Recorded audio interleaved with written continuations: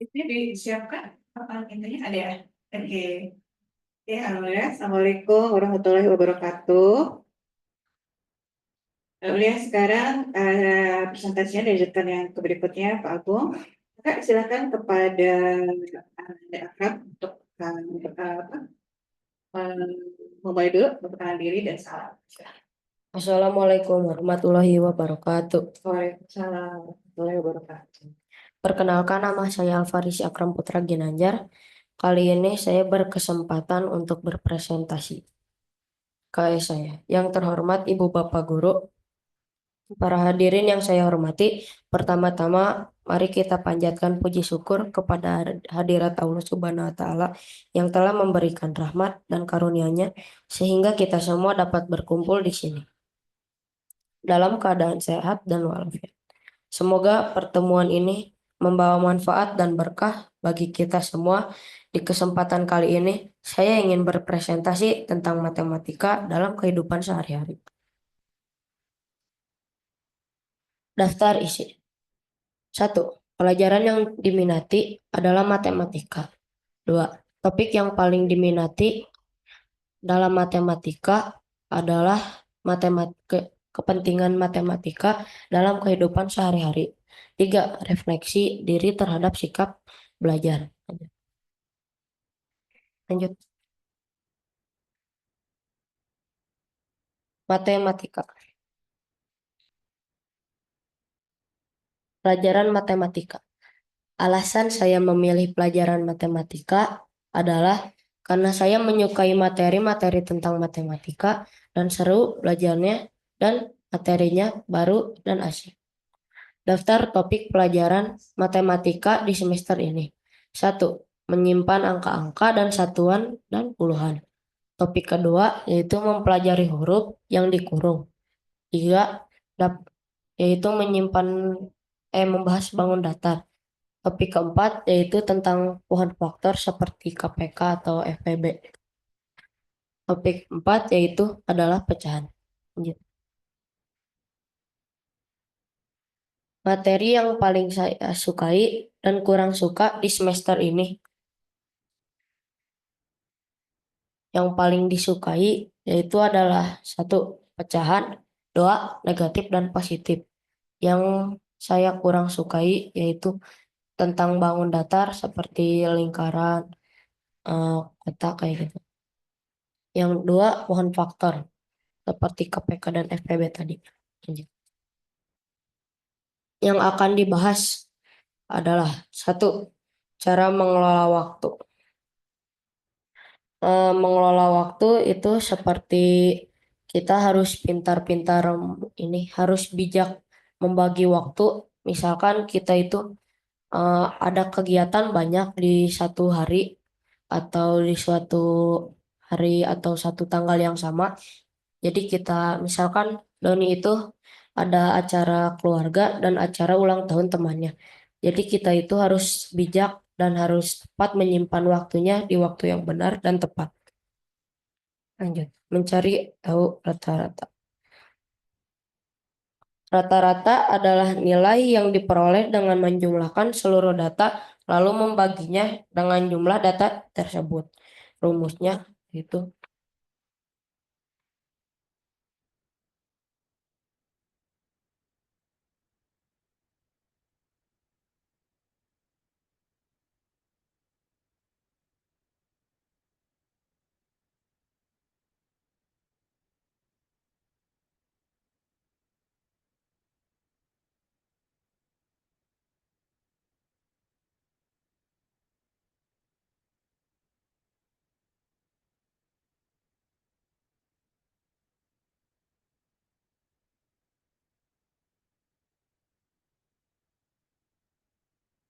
Jadi rumusnya itu rata-rata sama dengan jumlah nilai dibagi dengan jumlah datanya.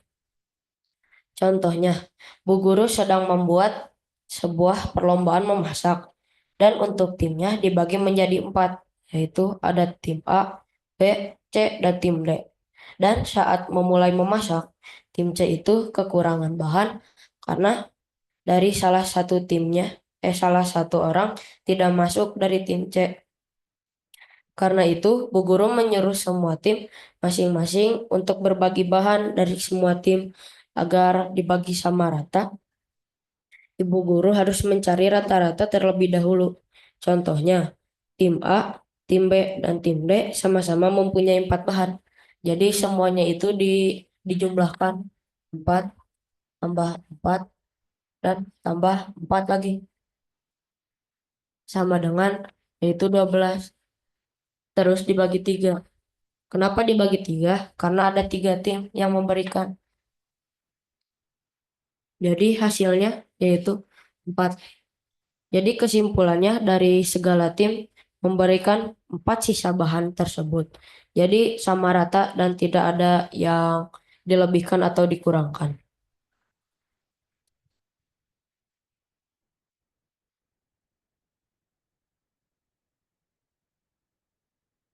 3. Mengelola keuangan. Mengelola keuangan adalah proses merencanakan dan menggunakan keuangan dengan bijak untuk mencapai tujuan tertentu, seperti menyusun anggaran menabung dan berinvestasi. Contohnya, Fikri mempunyai uang 100.000 per minggu dan ia pulangnya naik ojek. Nah, naik ojek itu harganya 15.000 dan sekolah itu satu minggunya itu hanya sekolah 5 hari. Jadi Fikri harus bijak untuk memakai uang yaitu 15 dikali 5 yaitu hasilnya 75.000 dan sisanya itu 15 dari 100. Jadi kesimpulannya Fikri itu harus bijak dan harus pandai menyimpan uang. Gitu.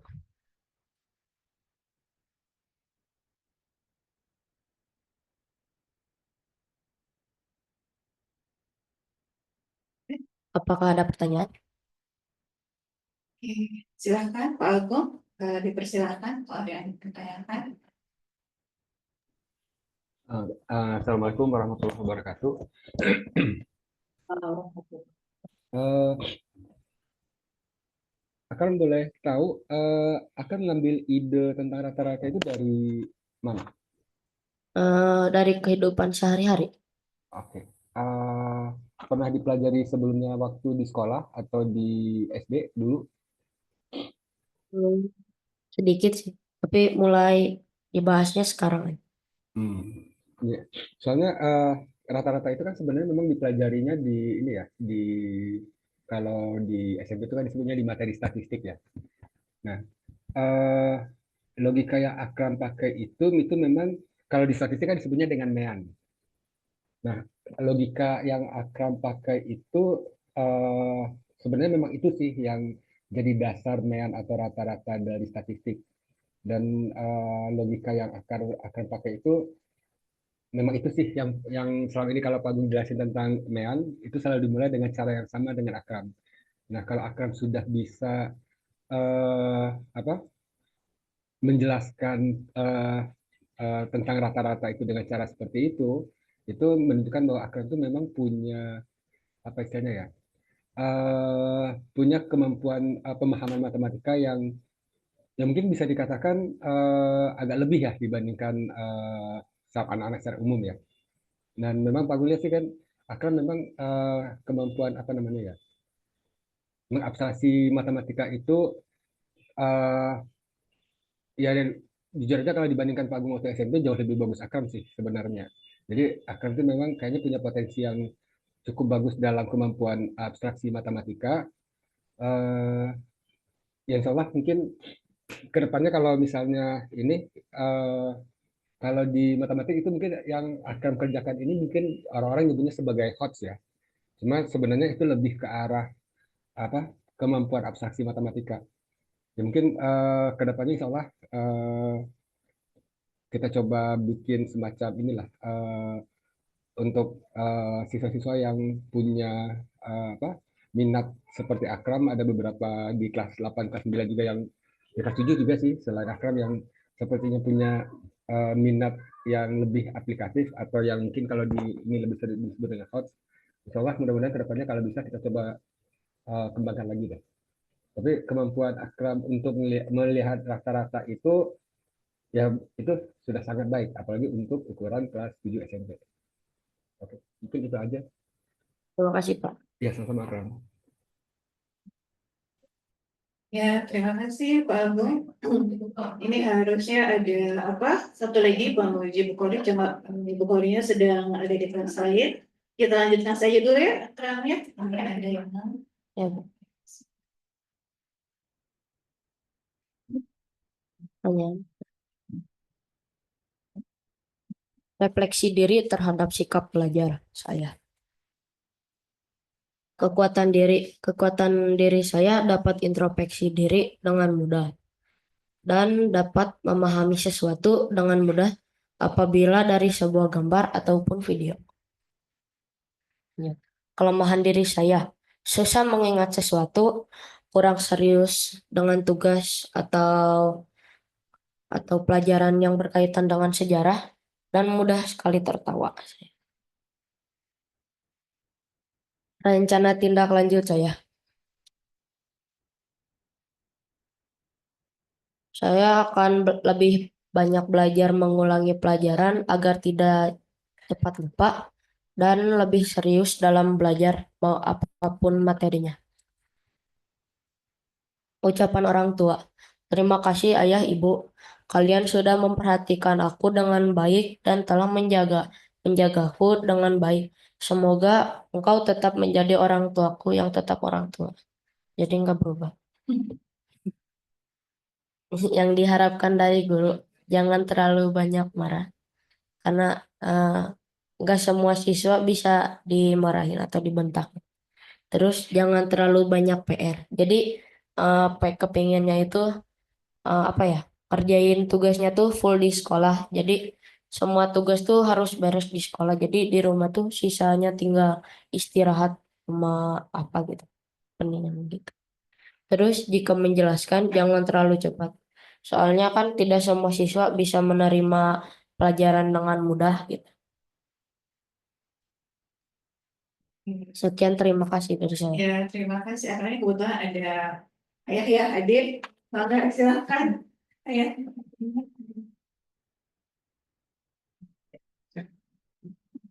Assalamualaikum warahmatullahi wabarakatuh.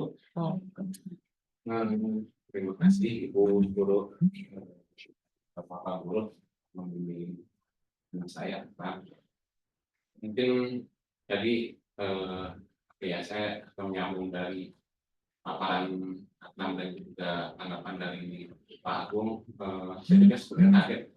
Tadi akan bisa mempresentasikan abstraksi matematik. Tadi alasan akan karena alasan dari kehidupan sehari-hari. Saya sadari mungkin karena selama ini akan beberapa kali bertanya kepada saya karena saya profesi sebagai pedagang seperti itu. Tidak langsung akan sering ngobrol ini barang ini harganya berapa, modalnya berapa. Mungkin setelah saya sadari itu akan belajar dari situ. Jadi mungkin belajar berhitung, kalau misalkan modal aku berapa, nanti harga jual berapa, oh ada keuntungan segini, nah mungkin akan belajar rata-rata dari situ. Terus yang kedua tadi apa ya tadi ini masalah PR. Memang saya juga secara pribadi kurang ini ya Bu ya, tujuh terlalu banyak PR karena di kita tuh intensitas apa yang belajar kan sampai sore ya. Bagi saya pribadi kan kalau pulang dari sekolah itu membawa kakaknya terus dengan teman-temannya juga ada yang ikut numpang, jadi di perjalanan itu kita sangat lama gitu. Tambah lagi macet gitu, kita saling tunggu, jadi kalau ke rumah tuh kondisi badan udah capek gitu, yang istirahat mungkin itu sih. Jadi beberapa kali kalau misalkan malam kan ada PR enggak gitu, mungkin dia juga udah capek, saya juga tidak bisa memaksakan ya dengan kemampuan anak. Jadi, wah udah capek, udah dipersiapkan aja dulu buat besok. Mungkin itu aja Bu. Terima kasih Ibu Bapak Guru. Assalamualaikum warahmatullahi wabarakatuh. Waalaikumsalam. Terima kasih Kak Cecep. Mungkin ada ini, sini ada Bu Kori, mungkin ada yang memberikan pendapat dulu Bu. Ya. Iya, Assalamualaikum. Waalaikumsalam. Mohon maaf saya telat barusan dari K9, AKS juga. Jadi saya tidak dapat menyimak presentasinya Akram ya kali ini ya. Ah ya, tidak apa-apa Bu. Mohon Ini aja ya Bu ya, videonya Bu ya, rekamannya ya, untuk memberi. Boleh. Ini boleh sedikit memberikan mungkin menanggapi ya Kak, ini tentang Akram. Tadi kan Akram mengatakan bahwa salah satu mungkin kekurangan ya. Tadi Akram bilang susah mengingat. Tapi Akram mengatakan bahwa Akram itu tadi mungkin kalau istilahnya itu punya kemampuan abstraksi yang kuat ya. Nah, mungkin kita agak mirip sih Akram. Jadi Pak Gung itu juga kelemahan dari dulu itu sangat lemah di kemampuan mengingat, apalagi rumus. Tapi ya itu ada kelemahan, ada kelebihan kan. Dan akhirnya kan Pak Gun itu juga lebih memperkuat itu di visual. Jadi setiap permasalahan itu coba dideskripsikan atau dibuat gambaran geometrisnya. Nah,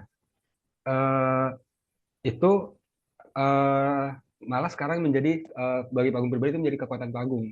Jadi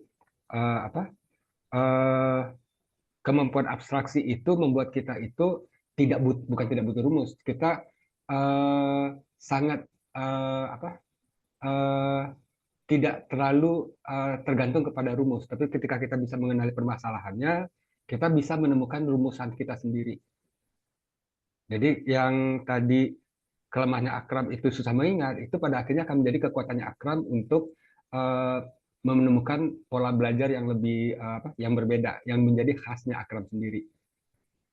Dan nanti semester depan kita akan mulai masuk ke koordinat kartesius. Nah, itu lebih banyak ke visual, dan biasanya di beberapa siswa dari pengalaman beberapa tahun ini ada beberapa siswa yang ketika masuk geometri itu tiba-tiba kemampuan matematikanya itu meningkat. Karena tiba-tiba semuanya dia punya gambaran. Bahkan masuk ke aljabar sekalipun akhirnya dia punya gambaran visualisasi tentang aljabar. Jadi kalau menurut Pak Gung sih kekuatan Akram ini dipertahankan, dan mungkin salah satu yang membentuk itu adalah ketika Akram sering bertanya kepada ayah dan dijawab, itu sebenarnya sebuah pola Akram itu mendeskripsikan masalah. Jadi memang diskusi dengan orang tua itu yang salah satu sadar tidak disadari itu yang membentuk cara berpikir Akram sehingga mempunyai abstraksi terhadap permasalahan. Nah itu kalau bisa Pak Gun juga waktu masih SD SMP juga sering ngobrol sama ayah dan ditanggapi dengan serius, biarpun dengan pembahasan yang tinggi, tapi itu sangat membantu pada akhirnya. Jadi kalau bisa keingintahuan Akram itu menunjukkan keinginan belajar, nah itu harus dipertahankan terus. Dan tentang banyak PR, ya Pak Gus setuju sih sebenarnya, karena sudah belajar dari pagi sampai sore, ya insya Allah kedepannya kita akan lebih fokus menyelesaikan tugas-tugas di sekolah, di kelas, sehingga pulang ke rumah itu udah bisa istirahat dengan tenang. Oke, terima kasih banyak Akram. Terima kasih Pak Agung. Kalau Ibu ingin memberi komentar sebentar karena masih ada waktu. Memang Pak, untuk PR sebenarnya kami berusaha supaya selesai di sekolah sih sebenarnya. Tapi memang kadang-kadang emang jadi challenge buat kami guru-guru bahwa waktunya yang kadang terbatas. Anak-anak juga kadang-kadang nggak fokus ya. Jadi kami berusaha, memang tadi kami juga anak-anak udah sampai sore juga ya. Ya kami mungkin akan kami terus upayakan itu ya supaya anak-anak tuh benar-benar full di sekolah belajarnya. PR mungkin ini aja ya yang udah dikerjakan gitu ya. nanti kami sampaikan ke tim kepala sekolah. Kemudian tadi yang marah-marah. Wah, ini catatan ya buat Bapak Ibu guru marah-marah. Marah seperti apa? Mungkin gini ya, memang kadang-kadang ada itu diberi sekali, nggak ada berubah. Dan kali enggak, itu bebannya agak tinggi ya. Mungkin seperti itu ya. Mungkin anak-anak menganggap marah, padahal sebenarnya supaya jadi perhatian gitu ya.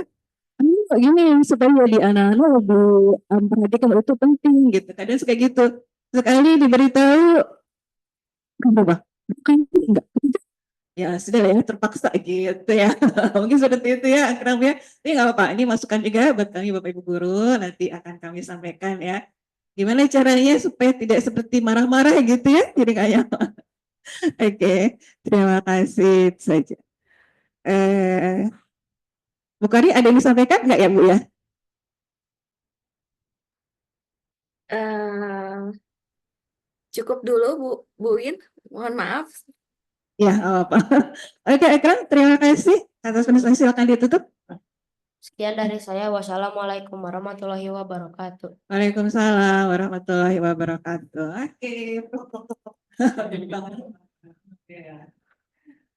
Oke. Wah, baiklah. Ya, hati-hati ya. Betul dulu.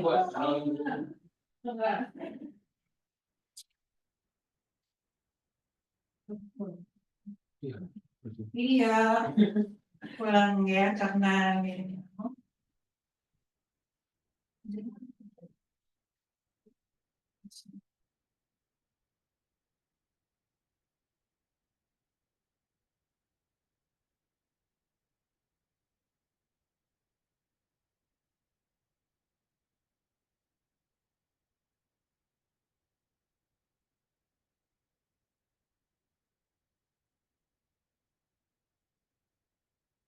Enggak. Oh ya, makasih. Punya sendiri. Oh iya, iya.